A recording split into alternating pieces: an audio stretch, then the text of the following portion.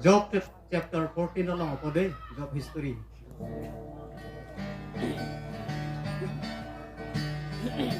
Arnisi Mir Asonsi Dikidu Pregnancy Arnisi Mir Asonsi Dikidu Pregnancy Malumsuan Josi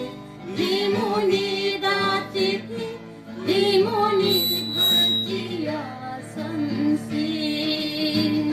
Malumsuan Josi Limoni Datiti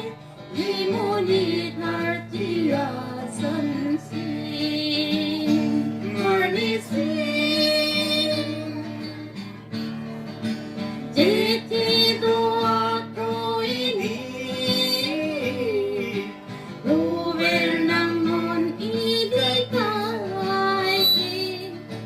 Jeritt doa ko ini Ko'y pimi ng nun ini Ranang mahal hindi pati Sino dahil ng haniling Ranang mapang kay tiili Silo dahil ng nanili Arnisi Mir Asonsi Dikidu Pregnancy Arnisi Mir Asonsi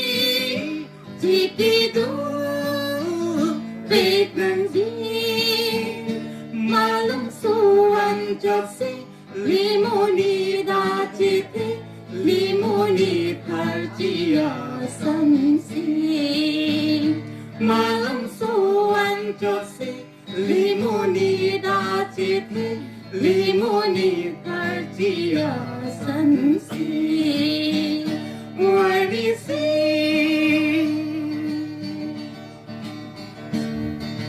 Ranang kipiyarisi Ot piminang nonili Tipi haylo ng ili Pirim ng sartana pa Ranang along kay kiini Ningarong kay kidusi Ranang malong kay kiini Ningarong